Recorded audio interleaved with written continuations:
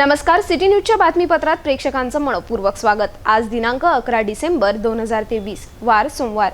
बातमीपत्राची सुरुवात करूया सुविचार मालेने। आयुष्य सहज सोपे जगायला शिका, तरच ते सुंदर होईल। आजचा सुविचार आपण बघितला। आता बघूया बातमीपत्रातील ठळक बातम्या।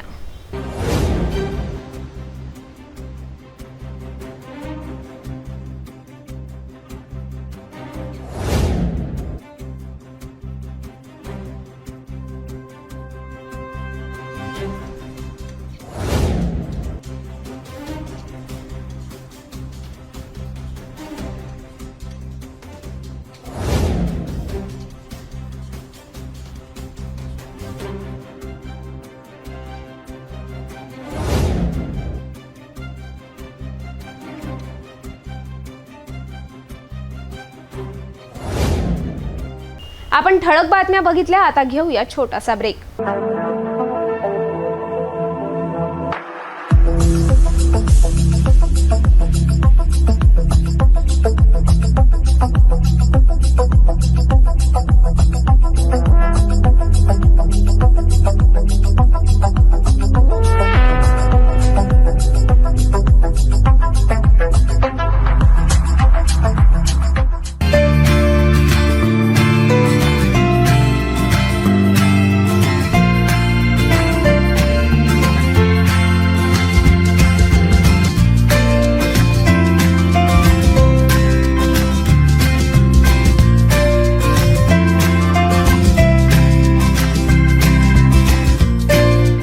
संपूर्ण लग्न बसता आराधना जवाहर रोड अमरावती। ब्रेक नंतर बघूया सविस्तर बातम्या। आगामी निवडणुकांसह आगामी धार्मिक कार्यक्रम दरम्यान शहरात कायदा व सुव्यवस्था अबाधित राहण्यासाठी शहर पोलीस यंत्रणा सज्ज आहे। याच दरम्यान पेट्रोलिंग दरम्यान शहर गुन्हे शाखा पथक 2च्या टीमला मिळालेल्या गुप्त माहितीवरून एकाला ताब्यात घेतले असता एक नाही तर तब्बल 102 चायना चाकू, खंजीरसह 2 देशी कट्ट्याचा शस्त्रसाठा जप्त करून गुन्हे शाखेच्या पथकाने धडाकेबाज कारवाई केली। जप्त केलेला शस्त्रसाठा मुंबई येथून तस्करी करीत अमरावती शहरात आणून विक्री करीत असल्याचे बिंग फुटले। यामुळेच आगामी दिवसात कोणाची होणारी हत्या, घरफोडी, दरोडा अशा अनेक घटना थांबल्या गेल्या। या वर्षीच्या राज्यातील सर्वात पहिली आणि सर्वात मोठा शस्त्रसाठा जप्त केल्याचे बोलले जात आहे। पोलिसांनी या प्रकरणात 6 शस्त्रसाठा तस्करांना ताब्यात घेतले आहे। या कारवाईबाबत पोलीस आयुक्त नवीनचंद्र रेड्डी यांनी पत्रकार परिषदेत माहिती स्पष्ट केली। राज्यातील सर्वात मोठी अवैध शस्त्रांची पोलीस कारवाई शहर गुन्हे शाखा युनिट क्रमांक 2च्या पथकाने केली आहे। या पथकाने गुप्त माहितीवरून एकाला ताब्यात घेतले असता सर्व 5 आरोपींची बिंग फुटून तब्बल 102 चायना चाकू, खंजीर व देशी कट्टे जप्त करण्यात आले आहे। आगामी काळात अमरावती शहरामध्ये ख्रिसमस तसेच शिवमहापुरांसारखे धार्मिक कार्यक्रम असून त्याचप्रमाणे नूतन वर्षानिमित्त शहरामध्ये सर्व दरम्यान कडून उत्सव साजरा केला जाणार आहे। त्या दरम्यान अमरावती शहरात कायदा व सुव्यवस्था राहावी तसेच गुन्हेगारांवर प्रतिबंध व्हावा याकरिता शहर पोलीस आयुक्त नवीनचंद्र रेड्डी यांनी शहर गुन्हे शाखा क्राईम ब्रांच पथकाला विशेष मोहीम राबवण्यात आदेश दिले होते। त्या अनुषंगाने पोलीस आयुक्त नवीनचंद्र रेड्डी यांच्या मार्गदर्शनात गुप्त माहिती काढून अमरावती शहरात विक्री करणाऱ्यांवर पथकाने वेगवेगळ्या दिशेने लक्ष घेऊन होते। अशातच रविवार दिनांक 10 डिसेंबर रोजी गुन्हे शाखा युनिट क्रमांक 2च्या पथकाला पेट्रोलिंग दरम्यान मिळालेल्या गुप्त माहितीवरून गुलिस्तान नगर राहणारा 19 वर्षीय आरोपी अब्दुल सोहेल अब्दुल शफी याला आधी ताब्यात घेऊन त्याच्या ताब्यातून एक घातक खंजर व 2 घातक चायना चाकू शस्त्र जप्त केले। पोलिसांनी त्याला खाकी हिसका दाखविताच त्याने इतर शस्त्रसाठा विक्री करणाऱ्या आरोपीचे नाव उघडकीस आणले। अशात पोलीस निरीक्षक राहुल आठवले यांच्या नेतृत्वात पोलिसांचे वेगवेगळे पथक वेगवेगळ्या दिशेने रवाना होऊन अलीमनगर राहणारा 19 वर्षीय आरोपी अक्रम खान उर्फ गुड्डू बादुल्ला खान, राहुल नगर राहणारा 21 वर्षीय आरोपी फरदीन खान, युसुफ खान, गुलिस्तान नगर राहणारा 21 वर्षीय आरोपी मुजमिल खान, जफर खान, यास्मीन नगर राहणारा 19 वर्षीय आरोपी शेख सुफियान मोहम्मद अशफाक, लालखंडी राहणारा 20 वर्षीय जाहेद शाह हमीद शाह असे सर्व 6 शस्त्रसाठा तस्करी करणाऱ्या आरोपीला पोलिसांनी ताब्यात घेतले। घातक शस्त्रसाठा तस्करी आणि विक्री करणारे 6 आरोपींना चौकशी दरम्यान विचारणा केली असता सर्व आरोपी हे मुंबई या ठिकाणावरून शस्त्रांची मागणी करतात व अमरावती शहरातील गुन्हेगारांना अवैध शस्त्रांचा पुरवठा करत असल्याची माहिती समोर आली आहे. पथकाने आरोपीकडून तब्बल 102 चायना चाकू खंजीर व 2 देशी कट्टे असा एकूण 1,85,500 रुपये किमतीचे शस्त्र जप्त केले आहे. सर्व आरोपी विरुद्ध नागपुरी गेट पोलीस स्टेशन येथे कलम 3, 25, 7, 25 आर्म ॲक्ट सह कलम 135 मकोपाप्रमाणे गुन्हा दाखल करण्यात आला. ही जम्बो कारवाई केल्याने आतापर्यंत या वर्षाची सर्वात मोठा शस्त्रसाठा जप्त केल्याची राज्यातील पहिलीच आणि सर्वात मोठी कारवाई असल्याचे समजते. अमरावती शहरातील नागपुरी गेट तसेच कोल्हापुरी गेट आणि काही भागातील जे काही व्यक्तींकडून पोलीस स्टेशन नागपुरी गेटच्या हद्दीमध्ये गुन्हे शाखेच्या आमच्या पथकाने हत्यारे जप्त केलेले आहेत. याच्यामध्ये 106 खंजीर तसेच 2 पिस्टल्स जे देशी कट्टे आहेत आणि आणखी काही खंजर वगैरे असे टाईपचे घातक हत्यार जप्त केलेले आहेत. यामध्ये अशी माहिती मिळाली की काही व्यक्ती मागच्या काही कालावधीपासून अमरावती शहरात व इतर भागामध्ये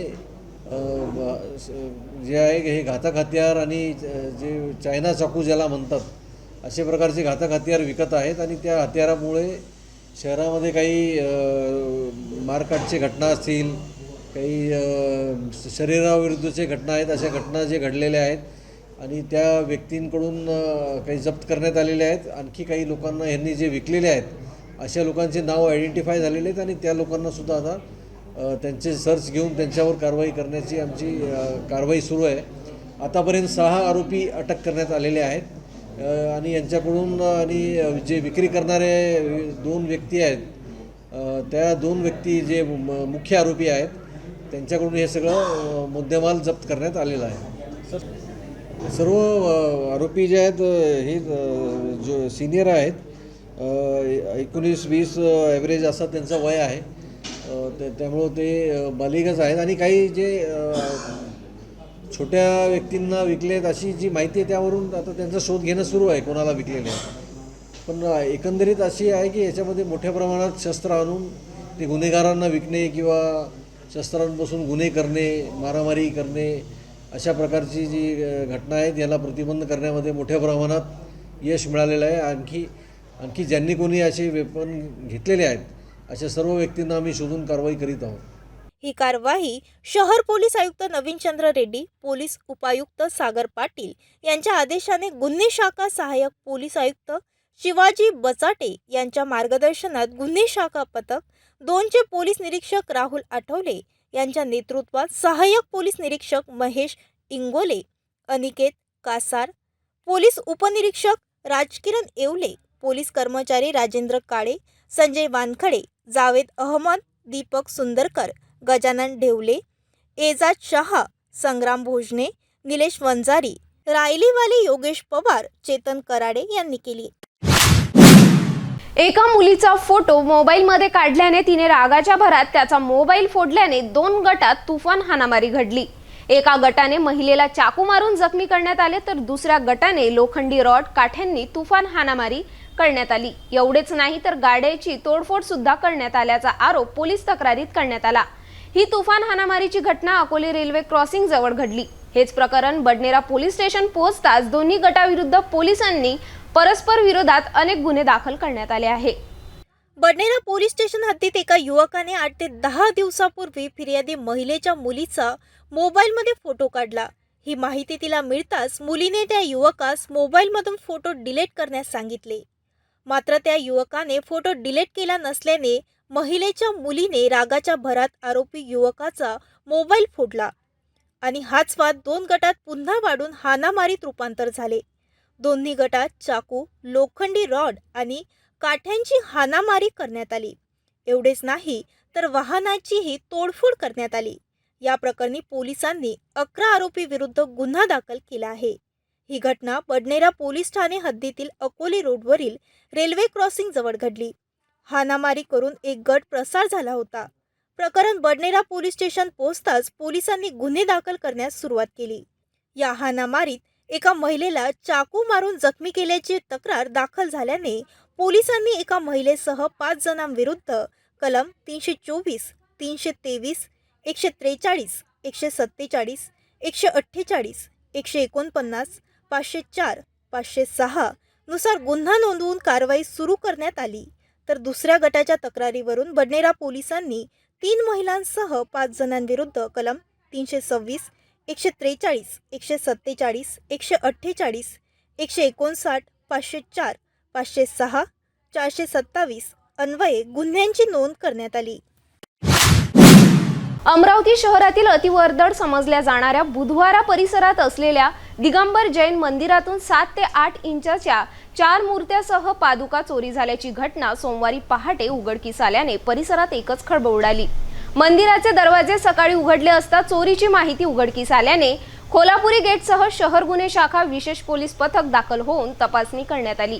मुख्य दरवाजाच्या बाजूने असलेल्या दरवाजातून अज्ञात चोरट्याने आत प्रवेश करून मूर्त्या चोरी केल्याचे प्राथमिक माहिती समोर आली आहे. या ठिकाणी असलेल्या सीसीटीव्ही कॅमेऱ्याची तपासणी करण्यात आता पोलीस यंत्रणा कामी लागली आहे. अमरावती शहरात चोरट्याने बुधवारा परिसरातील आझाद चौकात असलेल्या चंद्रप्रभू दिगंबर जैन मंदिरालाच टार्गेट करून मंदिरातील भगवान महावीरांच्या मूर्त्या लंपास केल्याची धक्कादायक घटना घडली आहे. अनेक वर्षांपूर्वीपासून निर्माण करण्यात आलेल्या या चंद्रप्रभू दिगंबर जैन मंदिर येथे दररोज जैन समाज बांधव प्रार्थनेला येत असतात. 11 डिसेंबरला सकाळी मंदिराचे गेट उघडले असता आत मंदिरात पाहणी केली तर देवपाटावर ठेवण्यात आलेल्या भगवान महावीरांच्या 7 ते 8 इंचाच्या मूर्त्या अज्ञात चोरट्याने चोरी केल्याचे लक्षात आले. यासोबतच मंदिरातील पादुका सुद्धा चोरी झाल्याचे उघडकीस आले. अज्ञात चोरट्याने तब्बल 42,500 रुपयाचा मूर्ती पादुका चोरी केल्याची तक्रार मंदिराचे देखभालकर्ते फिर्यादी प्रदीप देवीदास मानेकर यांनी खोलापुरी गेट पोलीस स्टेशन येथे दाखल करण्यात आली. या चोरी प्रकरणात खोलापुरी गेट पोलीस निरीक्षक रमेश टाले यांनी आपल्या पथकासह मंदिर गाठून पाहणी केली. यासोबतच शहर गुन्हे शाखा पोलीस पथक विशेष पोलीस पथक सुद्धा दाखल होऊन मंदिरात असलेल्या सीसीटीव्ही कॅमेऱ्याची पाहणी करण्यात आली. घटनास्थळी फिंगरप्रिंट एक्सपर्ट टीमला सुद्धा पाचारण करण्यात आले. अज्ञात चोरट्याने मंदिरातील भगवान महावीरांच्या मूर्त्या चोरी केल्याने अनेक जैन समाज बांधवांच्या धार्मिक भावना दुखावल्या आहेत. या घटनेत चोरट्यांचा तात्काळ तपास लावण्यात यावा अशी मागणी आता सर्व जैन समाज बांधवांकडून होताना दिसून येत आहे. हनुमान नगरात घरासमोर उभे असलेल्या 2 भावांना अश्लील शिवीगाळ करून काही युवक पसार झाले. यात 2 भाऊ व एक मित्र भाजी बाजार मार्गाने येत असताना पुन्हा एका आरोपी युवकांसह 2 विधी संघर्षित बालकांनी अडवून वीरू वानखडे नामक युवकाने चाकू मारून जखमी केले. या घटनेत सर्व आरोपी पसार झाल्याने त्याच परिसरात पेट्रोलिंगला असलेल्या विशेष पोलीस पथकाने 2 दिवसांनंतर तिघांना गडगडेश्वर परिसरातून ताब्यात घेतले. हनुमान नगरात राहणारे फिर्यादी शुभम अशोक ढोले व त्याचा भाऊ सुनील ढोले हे दोघे घरासमोर उभे असता काही युवक दुचाकीने येऊन दोघांना अश्लील शिवीगाळ करून गेले. अशातच दोघे भाऊ व त्याचा मित्र भाजी बाजारकडे जाण्यास पायी निघून गेले. या दरम्यान पुन्हा त्यांना अडवून अश्लील शिवीगाळ करण्यात आली. अशातच खरकाडीपुरा येथे राहणारा 18 वर्षीय युवक वीरेंद्र उर्फ वीरू पवन वानखडे याने त्यांच्या जवळील चायना चाकू काढून सुनील ढोले याला मारून गंभीर जखमी करून पसार झाले. या घटनेत तात्काळ खोलापुरी गेट पोलिसांना माहिती देऊन जखमींना उपचाराकरिता रुग्णालयात हलवले. फिर्यादी शुभम ढोले याच्या तक्रारीवरून पोलिसांनी आरोपी विरुद्ध कलम 307, 147, 148, 149, 504 अंतर्गत गुन्हे दाखल केले. सर्व आरोपी घटनास्थळ येथून पळ काढून गडगडेश्वर परिसरात लपून बसले. याचवेळी परिसरात पेट्रोलिंगला असलेल्या विशेष पोलीस पथकाने मोठ्या शिताफीने वीरू वानखडे सह 2 विधी संघर्षित बालकांना ताब्यात घेऊन त्यांना खोलापुरी गेट पोलिसांच्या ताब्यात देण्यात आले. ही कार्यवाही शहर पोलीस आयुक्त नवीनचंद्र रेड्डी, उपायुक्त सागर पाटील यांच्या आदेशाने विशेष पोलीस पथकातील सहाय्यक पोलीस निरीक्षक महेंद्र इंगडे, पोलीस उपनिरीक्षक गजानन राजमलू, पोलीस कर्मचारी विनय मोहड, सुनील लासूरकर, जहीर शेख, अतुल संभे, राहुल ढेंगेकर, विनोद काटकर यांनी केली. आगामी 16 ते 20 डिसेंबर दरम्यान हनुमानगडी येथे संपन्न होणाऱ्या शिवमहापुराण कथा कार्यक्रमाच्या नियोजनाकरिता विभागीय आयुक्त कार्यालयात अनेक अधिकारी आणि मुख्य आयोजकांची जम्बो बैठक संपन्न झाली। या बैठकीत कार्यक्रमात आवश्यक असणाऱ्या सुखसुविधाबाबत चर्चा करून विभागीय आयुक्तांच्या सूचनेवरून स्वच्छता, वाहतूक, आरोग्य यंत्रणा, वीज पुरवठा आदी विषयावर चर्चा करण्यात आली। आपापल्या विभागाच्या वतीने कार्यक्रमस्थळी पूर्ण व्यवस्था पुरवण्यात याव्या अशा सूचना देण्यात आल्या। 16 डिसेंबर ते 20 डिसेंबर रोजी मालखेड मार्गावरील हनुमानगडी येथे होत असलेल्या महाशिवपुराण कथा कार्यक्रमाचे आयोजन करण्यात येत आहे। या कार्यक्रमाला राष्ट्रीय कथा वाचनकार पंडित प्रदीप मिश्रा यांची उपस्थिती लाभत असल्याने या कार्यक्रमाला साधारणतः 5 लाखाच्या वर भाविकांची गर्दी होण्याचा दावा आमदार रवी राणा, चंद्रकुमार जाजोदियासह युवा स्वाभिमान करीत आहे। अशातच सर्व पदाधिकारी आता युद्ध पातळीवर कामाला लागले आहे। यासोबत आता हा कार्यक्रम यशस्वी होण्यासाठी कोणता अडथळा निर्माण होऊ नये याकरिता प्रशासकीय यंत्रणा सुद्धा कामाला लागली आहे। याच कार्यक्रमाच्या नियोजनावर 11 डिसेंबरला विभागीय आयुक्त कार्यालयात विभागीय आयुक्त निधी पांडे यांच्या मार्गदर्शनात आयोजकसह सर्व प्रशासकीय अधिकाऱ्यांची जम्बो बैठक घेण्यात आली। या बैठकीत सुरक्षा, आरोग्य, स्वच्छता, मनुष्यबळ, वाहतूक सेवा, पार्किंग व्यवस्थेवर सर्वांनी विस्तृत चर्चा करण्यात आली। यावेळी आयोजक खासदार नवनीत राणासह आमदार रवी राणा, सुनील राणा यांनी नियोजनावर प्रशासकीय अधिकाऱ्यांना प्रश्न उपस्थित केले। त्या ठिकाणी त्याच्यावरचे जे अधिकारी आहेत, महानगरपालिकेने 4-5 नेमून दिले, जिल्हा परिषदेने नेमून दिले, तर ते त्या ठिकाणी साफसफाईचा एक मोठा विषय तिथला संपेल। ते जबाबदारीचं एक मोठं काम आहे। त्या ठिकाणी आता बसेसचा जो विषय आहे, जिल्हा परिषद जसं जिल्हा परिषदचे रोल आपल्याला इम्पॉर्टंट आहे, लागूनच आपलं कॉर्पोरेशन एरिया आहे। कारण छत्री तलावापर्यंत आणि ते मंदिरापर्यंत आपलं कॉर्पोरेशन भाग येते। So we have to just decide, आपल्याला डिसाईड करायचं आहे की Zilla Parishad Zilla Parishad is going to take a part आणि कॉर्पोरेशन काय पार्ट घेणार आहे त्या क्लिनिंगमध्ये, सगळ्यात महत्त्वाचं आहे। कारण की जे बुलढाण्याला, अकोल्याला झालं आता, तिथे सॅनिटाईज प्रॉब्लेम होती एवढी मोठी की लोक तिथे बसू शकले नाही, घाण। कारण लोक येणार आहे तर 101% ते राहणारच आहे। तर now we have to decide in this meeting matter एक इशू अपन बस वही उनको इसके लिए विभागीय आयुक्त निधी पांडे यांनी सर्व अधिकाऱ्यांना कार्यक्रमविषयी दिशानिर्देश देऊन मार्गदर्शन केले। जे वाहन आता आयोगाशी जी चर्चा झाली की जे वाहन दस्तूरनगरच्या गोरक्षणमध्ये त्यांनी पार्किंग प्लेस केली, जे मोठे वाहन आहे तिथे जे बसेस वगैरे येणार आहे, पण बसेसला आम्ही पुढे अलाउड नाही करत। ते दस्तूरनगर चौकपासून अल्टरनेटिव्ह व्यवस्था त्यांनी ऑटो रिक्षाची केलेली आहे। पण आमचं म्हणणं होतं की ऑटो रिक्षाच फक्त दस्तूरनगर चौक ते कार्यक्रमस्थळी वन वे करणार, दुसरे जे फिरून येणार ते आम्ही अल्टरनेटिव्ह मार्ग सांगितला, शॉर्टकट रत्नापूरचा तो एक मार्ग आहे, दुसरा मार्ग आहे कोंडेश्वर। असं त्यांना ड्रॉप बरोबर राऊंड फिरून येणार, ड्रॉप परत येता येणार खूप छोटा आहे आणि जर परत गाड्या आल्या तर सगळं ट्रॅफिक जाम होतं। आणि जे त्यांचं टायमिंग आहे, कट ऑफ टाईम 1 वाजेपर्यंत पोहोचणारच नाही, त्यामुळे आम्ही वन वे केलं आहे। 1 वाजता आणि ते ending period, those are very critical. Manpower we are calling, we have asked for these office to manpower आम्हाला प्रोव्हाइड करणार आहे। दोज टू टाइम्स अधिवेशनमुळे भरपूर मॅनपॉवर नागपूरला गेलेला आहे, त्यामुळे आम्ही विनंती केली आहे की मॅनपॉवर मिळणार आहे परत, होमगार्ड्स आणि पोलीस आम्ही प्रोव्हाइड करणार आहे बाहेर। त्यावेळी ते आता आमचं एवढं नाही की आम्ही आमच्या लोकल लेवलला खूप काय डिस्कशन झालं, व्हेकल्स कसे जातील आणि कसे येतील। तर प्रॉब्लेम हेच होतं की ते अल्टरनेट रूट आम्ही जे त्या दिवशी डिस्कस झाला तो आता तयार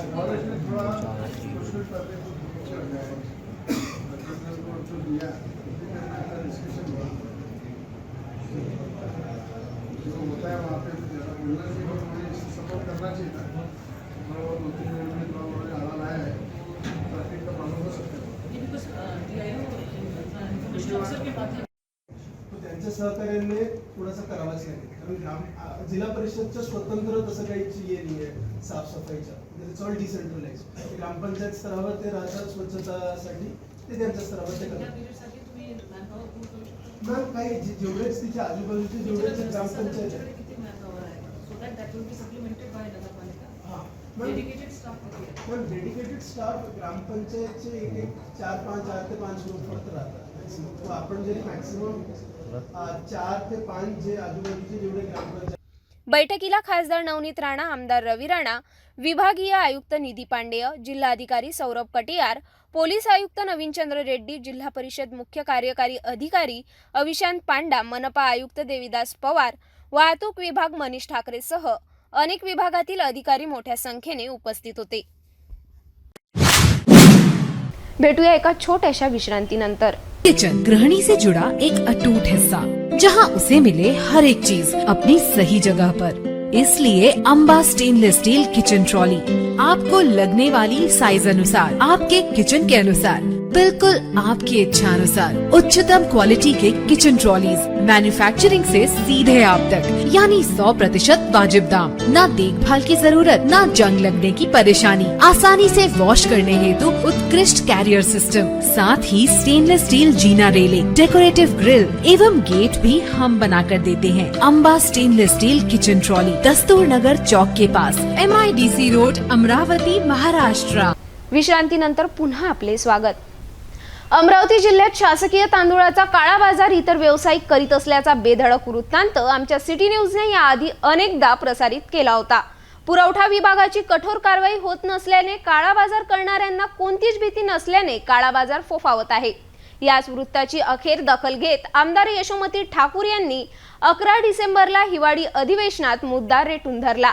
राज्यात अनेक ठिकाणी शासकीय तांदूळ मालाचा काळा बाजार होत आहे. यात गुन्हे दाखल होत आहे. मात्र राज्य सरकारची भूमिका काय, असा थेट प्रश्न पुरवठा मंत्री छगन भुजबळांना करण्यात आला.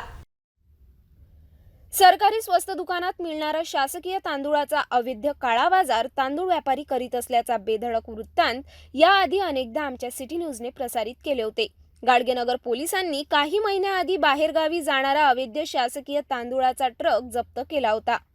यात अमरावती शहरातील एका तांदूळ व्यापाऱ्याचे नाव आणि धामणगाव रेल्वे येथील माल खरेदी करणाऱ्याचे नाव उघडकीस आले होते. पोलीस कारवाई करतात, मात्र पंचनामा पुरवठा विभागाकडे येत असल्याने त्यांच्या लेटलतीफ कारवाईने असे अनेक अवैध शासकीय तांदूळ काळा बाजार व्यावसायिक मोकळे फिरत आहे. आता आमच्या याच वृत्तांची दखल आमदार यशोमती ठाकूर यांनी घेतल्याचे दिसून येत आहे. आमदार ठाकूर यांनी 11 डिसेंबरला हिवाळी अधिवेशनात थेट प्रश्न उपस्थित करून राज्य सरकारला निशाणा साधला. राज्यातील दारिद्र्य रेषेखालील कुटुंबे आणि अत्यंत योजना तसेच गरीब कुटुंबांना देण्यात येणाऱ्या रेशनवरील तांदळामध्ये मोठा भ्रष्टाचार सुरू आहे.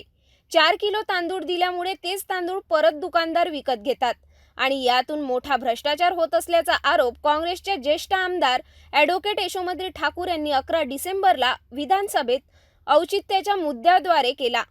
सरकारने रेशनावरील तांदळाचा काळा बाजार ताबडतोब थांबवावा अशी जोरदार मागणी ठाकूर यांनी विधानसभेत केली. त्याच्यामध्ये असं आहे की 1 किलो गहू आणि 4 किलो तांदूळ देण्यात येतो. तर खरंच तेवढं देण्याची गरज आहे का, की हे फक्त बघा तुम्ही, म्हणजे फ्रॉम पिन टू पियानो जर आपण बघितलं तर जे लोक तांदळाचा व्यापार करतात तेच लोक पुन्हा परत तोच तांदूळ विकत घेतात आणि ही फॅक्ट आहे. याचे गुन्हे अनेक जिल्ह्यामध्ये दाखल झालेले आहे. अध्यक्ष महोदय, याचे गुन्हे दाखल झालेले आहे, ही फॅक्ट आहे. तर हा काळा बाजार रोखण्यासाठी आणि खऱ्या अर्थानं तेवढ्या तांदूळाची गरज नसेल तर मग तेवढा गहू आपण देणार का, आणि काळा बाजार रोखण्यासाठी शासन काय करणार आहे, काय पावलं उचलतंय. राज्यातील गोरगरीब जनतेला अन्न आणि नागरी पुरवठा विभागामार्फत रेशनवर 1 किलो गहू आणि 4 किलो तांदूळ पुरवले जातात. मात्र कित्येक ठिकाणी तांदळाची इतक्या प्रमाणात मागणी नाही. गोरगरीब जनतेला तांदळाऐवजी 1 किलो गहू अधिक वाढवून मिळावा अशी त्यांची मागणी आहे. मात्र सरकारकडून 1 किलो गहू आणि 4 किलो तांदूळ दिले जातात. वास्तविक गोरगरीब जनतेच्या हितासाठी हा निर्णय घेतला गेलेला नाही, तर हा काळा बाजार करणाऱ्या काही ठेकेदारांसाठी घेतलेला निर्णय आहे, असा आरोप करत ॲडव्होकेट ठाकूर यांनी आज औचित्याच्या मुद्द्याद्वारे सरकारला धारेवर धरले. गोरगरीब जनतेला 4 किलो तांदळाची खरंच गरज आहे का, याचा विचार सरकार करत नाही. 4 किलो तांदळाऐवजी गव्हाच्या प्रमाणामध्ये वाढ करायला पाहिजे, मात्र ती केली जात नाही. कारण रेशनवर वितरित केला जाणारा तांदूळ पुन्हा काही ठेकेदारांमार्फत खरेदी केला जातो आणि मोठ्या प्रमाणात काळा बाजार या तांदळाचा केला जातो. हे जग जाहीर आहे. सरकारला या काळ्या बाजाराला प्रोत्साहन द्यायचे आहे का, की गोरगरीब जनतेला त्यांच्या हक्काचे धान्य द्यायचे आहे असा सवाल करीत सरकारने हा काळा बाजार ताबडतोब थांबवावा आणि गोरगरीब जनतेच्या हितासाठी योग्य प्रमाणात त्यांना गहू आणि तांदूळ द्यावे अशी जोरदार मागणी त्यांनी विधानसभेत केली. गुन्हे दाखल होते मात्र राज्य सरकारची ठोस भूमिका काय असा थेट प्रश्न पुरवठा मंत्री छगन भुजबळ यांना विचारण्यात आला. 50 लाखाच्या वर 60,000च्या वर त्या ठिकाणी माल जमा झालेला आहे. अध्यक्ष महोदय, हे अमरावती जिल्ह्यातच नव्हे, हे जळगावला पण होतं, हे त्याच्याही पलीकडे होतं आणि त्याचे देखील गुन्हे देखील दाखल झालेले आहेत. अध्यक्ष महोदय, सरकार असं म्हणू शकत नाही की आपण स्पेसिफिक सांगावे. सरकारने आम्हाला सांगावे की किती गुन्हे दाखल झालेले आहेत आणि ते गुन्हे जिथे दाखल झालेले आहेत त्या ठिकाणी सरकारने काय काय तुमची केलं. मागणी कारवाईची होती, त्यावर मंत्री महोदयांनी आपल्या विचारलं कोणत्या संदर्भातली कारवाई. अध्यक्ष महोदय, गांभीर्याने आपण या शब्दाकडे घेताय तर तिथे मंत्री महोदयाला पण तेवढंच गांभीर्याने घ्यायला लावा. असं नाही चालणार साहेब. आपण भरपूर वर्षापासून हा विभाग हँडल करतायत, तिथे खूप मोठे अफरातफर आहे. त्या अफरातफरची मंत्री महोदय प्रश्न होते. अमरावती शहरात नवीन घर टॅक्स योजनेत मनपा प्रशासनाने मोठी वाढ केल्याने अनेक ठिकाणी अनेक पक्ष संघटना या धोरणाचा निषेध करीत आहे.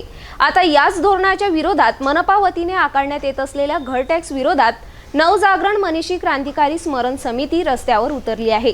सोमवारी राजकमल चौकात समिती वतीने वाढीव घर टॅक्स विरोधात स्वाक्षरी अभियान राबवण्यात आले. या अभियानात अनेकांनी सहभाग घेऊन स्वाक्षरी करून घर टॅक्सचा निषेध नोंदविला आहे. अमरावती शहरातील राजकमल चौकात नवजागरण मनीषी क्रांतिकारी स्मरण समितीने अमरावती महानगरपालिकेने दिलेल्या वाढीव घर टॅक्स नोटिसीच्या विरोधात सुरू केलेले हस्ताक्षर अभियान अमरावती महानगरपालिकेने मनमानी कारभार सुरू केला आहे. अमरावती शहरात कुठल्याही सुखसुविधा नसताना राजेशाही पद्धतीने वाढ केली आहे. अमरावती शहरातील नागरिकांनी 2 वर्षाच्या लॉकडाऊनचा सामना केला आहे, ज्यामध्ये बहुतांश लोकांचे व्यवसाय उद्ध्वस्त झालेले आहेत. नोकरी घेतल्या आहेत, पगारातही कपात झाली आहे. तसेच बेरोजगारी आणि आकाशाला भिडलेल्या महागाईचे दर यामुळे जनतेचे कंबरडे मोडले आहेत. ज्यावेळी नोकऱ्या नाहीत, अतिरिक्त उत्पन्न नाही, अशा वेळी आधीच बँक कंपन्याचे कर्जाचे हप्ते भरणे कठीण होत आहे. लोक अनन्य प्रकारे ग्रस्त आहेत आणि विविध प्रकारच्या कर्जात बुडालेले आहेत. त्यांच्यासाठी जगणे देखील सोपे नाही. अशा वेळी आपल्या अमरावती महानगरपालिकेने दिलेला मालमत्ता परक अंधाधुंद वाढीव नोटीस म्हणजे अधिक व्यस्त झालेल्या जनतेच्या पाठीवर आणखी ओझे टाकण्यासारखे आहे. या करवाढीचा सर्वसामान्य जनतेवर मोठा परिणाम होणार आहे. नमस्कार, मी नवजागरण मनुष्य क्रांतिकारी स्मरण समितीकडून गणेश मुंद्रे. हे अभियान जे आहे ते मनपाने जे घर टॅक्स वाढीच्या नोटिसा दिल्या आहेत त्याच्या विरोधात हे अभियान आम्ही सुरू केलेलं आहे. हे हस्ताक्षर अभियान आहे. या हस्ताक्षर अभियानात मोठ्या संख्येने सगळे अमरावतीकर सामील होऊन या हस्ताक्षर अभियानाला सफल करा ही आमची मागणी आहे. तसेच महानगरपालिकेने हे जे अंधाधुंद घर टॅक्स दिलेले आहे आपणा सगळ्यांना माहिती आहे, हे अत्यंत अमानवीय आणि अप्राकृतिक दिसत आहे. तुम्हाला माहिती आहे की ज्यांना 300-400 रुपये घर टॅक्स येत होता त्यांना 2-2, 3-3, 4-4, 5-5 हजार, कोणाकोणाला 6-6, कोणाकोणाला 11-11, 12-12, कोणाकोणाला 20-20 हजार रुपये घर टॅक्स आलेला आहे. हा घर टॅक्स, या घर टॅक्सची जी वाढ आहे हे आम्हाला मान्य नाही आहे. तरी आम्ही सगळ्या अमरावतीकरांना हे आवाहन करतो की या घर टॅक्स मोहिमेला तुम्ही जास्तीत जास्त संख्येने उपस्थित राहून याला यशस्वी करावी. ही मोहीम आम्ही घरादारापर्यंत घेऊन जाऊन हे हस्ताक्षर अभियान सफल करू. तसेच अमरावतीकरांनाही आमचं हे आव्हान आहे की याला सफल करण्यासाठी तुमची आम्हाला साथ मिळू द्या. धन्यवाद. सकल सर्वभाषिक रजक धोबी समाजाचा देशव्यापी वरवधू परिचय मेळावा औरंगाबादचे संभाजीनगर अमरावतीत काय घडत आहे यावर विनोद चर्चा आयोजित केली आहे. लोकसभेच्या 4 स्तंभामध्ये प्रसारमाध्यमांचा खूप मोठा वाटा आहे आणि तो समाजसेवेच्या भावनेने नितेश किल्लेकर, प्रवीण धुरतकर, गजल, शिंदे शिरसाट, बैजू बुंदेले यांच्या अध्यक्षतेखाली संपन्न झालेल्या या मेळाव्यात नामांकित विचारवंत व समाजसेवक हजरते यांनी आपले मनोगत व्यक्त केले. समाज इसको सहयोग करेगा. राष्ट्रीय सम्मेलन, इस समाज के अंदर 7 सम्मेलन ऑलरेडी बुंदेला धोबी समाज ले चुका है. इस आयोजन के अंदर बुंदेला धोबी समाज के ऑलरेडी 63 फार्म इसमें जा चुके हैं और आने वाले संकल्प में कम से कम 500 फार्म इसके अंदर जाने की हम इसमें मनीष बाबू को सरू तालुके के सभी अध्यक्षों से मिलके इसमें फॉर्म भेजने की और ये कार्य को सफल बनाने की ज़्यादा से ज़्यादा मेहनत करके, और इसमें आज आने वाला आयोजन जो समिति और आज की जो मीटिंग ऑर्गेनाइज की है, सम्माननीय अध्यक्ष बैजनाथ जी बुंदेले, सम्माननीय अध्यक्ष प्रवीण भाऊ शेंद्रे, सम्माननीय रितेश जी किल्लेदार, और आज की मीटिंग का उद्देश्य यही थी कि समाज के अंदर ये सब जन जागृति हो और समाज की आज की जो ज़रूरत है वधू वर परिषद सम्मेलन की, जो 2017 से अमरावती और विदर्भ में और महाराष्ट्र में 2017 से प्रदेश धोबी समाज का एक भी सम्मेलन नहीं हुआ, उस कारण इस सम्मेलन को भरघोस प्रतिसाद से और ज़्यादा से ज़्यादा अपने बच्चियों के फॉर्म भर के इस आयोजन को सफल बनाए। और आने वाला संकल्प जो आज हमने तय किया गया है, सबकी एक आयोजन बैठक लगाएंगे और वधू और परिचय के बाद में सामूहिक विवाह का संकल्प भी हम करेंगे। जो काही सकल मराठी धोबी समाजाचा जो सकल मेळावा आयोजित केला आहे, त्या मेळाव्यासाठी आजची बैठक आयोजित केली होती। या बैठकीमध्ये गणेश मडीकर साहेबांनी जे मार्गदर्शन केलं, त्यांच्या मार्गदर्शनानुसार अमरावती जिल्ह्यातून सर्व धोबी समाजाची, बुंदीला असो, तेलुगू असो, मराठी असो, या जास्तीत जास्त संख्येनं जो वधूवर आहे त्यांची नोंदणी करून त्यांचा लाभ त्यांनी घ्यावा, अशी आम्ही आज महाराष्ट्र राज्य धोबी महासंघ सर्व भाषेतर्फे सर्व समाज बांधवांना विनंती करतो। प्रतिक्रिया तो आज जे बैठक हुई, क्या कहेंगे? श्रीमान गणेश जी मार्डीकर साहब जो औरंगाबाद, जिसका नाम अभी संभाजी नगर हो चुका है, वो हाईटेक तरीके से, आज तक ऐसा नहीं हुआ है। समय के हिसाब से हमारे यहाँ बहुत से सम्मेलन आयोजित किए गए, वर वधू परिचय और सामूहिक विवाह भी, लेकिन ये जो हाईटेक तरीके से ये कर रहे हैं, मैं अपने तमाम धोबी समाज के बांधवों से, ऐसा नहीं है कि उच्च शिक्षित लोग ही है, इसके अंदर सर्वसाधारण लोग भी भाग ले सकते हैं, लेना चाहिए। इसके अंदर वर वधू जो है डाइवर्सी लोग हैं, वो भी अपना प्रोफाइल डाल सकते हैं, और ये आयोजन को बहुत बड़ा सक्सेस बनाने के लिए हम सब के तरफ से, धोटे परिवार की ओर से, बुंदेला धोबी समाज की ओर से, सभी सकल धोबी समाज की ओर से हम शुभेच्छा देते हैं। जय गाड़गे महाराज, जय। इतने बड़े स्तर पर कई सारे आयोजन बुंदेला धोबी समाज अमरावती द्वारा लिए गए, और आज राष्ट्रीय स्तर का सम्मेलन संभाजी नगर में होने जा रहा है, और राष्ट्रव्यापी सम्मेलन की आज नियोजन बैठक थी, क्या प्रतिक्रिया आपकी? आज की नियोजन बैठक में जो मार्डीकर जो आयोजक है, वो आयोजक ने जो इतना बड़ा साहस किया और पूरे इंडिया लेवल पर वधूवर परिचय मेळावा लेने की उनका जो प्रयत्न है, उन प्रयत्न को अमरावती बुंदेला धोबी समाज व अमरावती संपूर्ण समाज पूरी तरह से सहकार्य करेगा, और अमरावती में ज़्यादा से ज़्यादा वधूवर परिचय मेळावे के फॉर्म भरे जाएंगे। और मैं फिर एक बार औरंगाबाद के संभाजी नगर के आयोजक मार्डीकर साहेब का अभिनंदन करता हूँ और अपने 2 शब्द समाप्त। या देशव्यापी मेळाव्याचे प्रमुख पाहुणे म्हणून अकोल्यातील बुंदेले परिवाराचे अध्यक्ष गणेश मडीकर व त्यांचे मित्र होते। धोबी समाज, अमरावतीच्या तेलुगू समाजातील गजले, टिकडे, गवडी, क्रिटिक सोसायटी व्यतिरिक्त इतर सर्व बांधव, नारायण बुंदेले, संतोष किल्लेदार, विनोद धोटे, राजेश धोटे, अशोक धोटे, रमेश बुंदेले, अकोला, बोरगाव मनसू अध्यक्ष आदींच्या उपस्थितीत वधू परिचय संमेलनाचे कामकाज पार पाडण्यासाठी सर्व समाज धोबी समाजातील सर्व स्तरातील लोक, सुशिक्षितांपासून व्यावसायिकापर्यंत विधुर, विधवा सर्व प्रकारच्या लोकांना आमंत्रित करण्यात आले होते। समाजातील पालकांसाठी आणि त्यांच्या मुलांसाठी आर कोड स्कॅन करून आणि फॉर्म भरून जीवनसाथी निवडण्यासाठी एक चांगले व्यासपीठ होते। समाजातील प्रत्येक सदस्याने या कार्यक्रमात आपल्या लोकांचे प्रबोधन करण्यासाठी प्रयत्न करावेत, जेणेकरून व्यासपीठाचा फायदा स्वतःला, आपल्या मुलांना आणि नातेवाईकांना होईल। बैठक सुरू होईपर्यंत देशव्यापी परिचयासाठी 430 फॉर्म ऑनलाइन भरले गेले होते। परिवार समाज के लिए एक सूचना है, औरंगाबाद में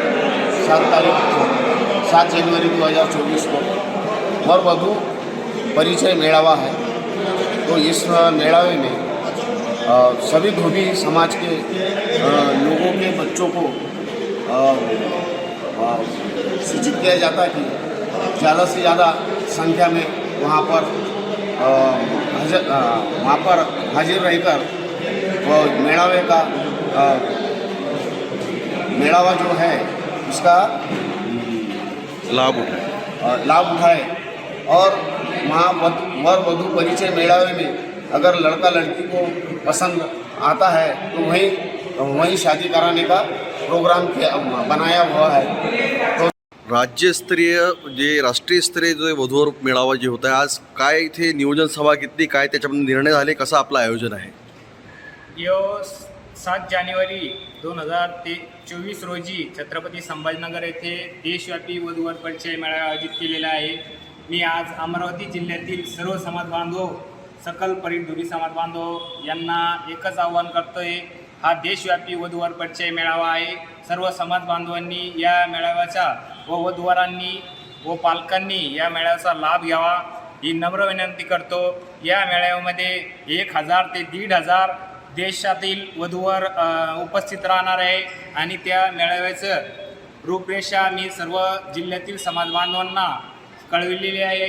आपण सर्व समाज बांधवांनी या मेळाव्यासाठी आवर्जून उपस्थित राहावे, पालकांनीही उपस्थित राहावे व आपल्या छत्रपती संभाजीनगर येथे 1000 ते 1500 वधूवर आपल्या स्टेजवर परिचय देणार आहे। आपली आजपर्यंत 554 नोंदणी झालेली आहे। अजून आपल्याकडे नोंदणी चालू आहे। 25 डिसेंबरपर्यंत नोंदणी चालू आहे। सर्व समाज बांधवांनी लिंकद्वारे व QR कोडद्वारे आपली ऑनलाईन नाव नोंदवावी ही नम्र विनंती व आपण सर्व सकल परीट धोबी समाज बांधवांना आवाहन करतो का आपण जास्तीत जास्त समाज बांधवांनी या मेळाव्यात उपस्थित राहावे ही नम्र विनंती। जाता जाता पुन्हा एकदा आजच्या ठळक बातम्या।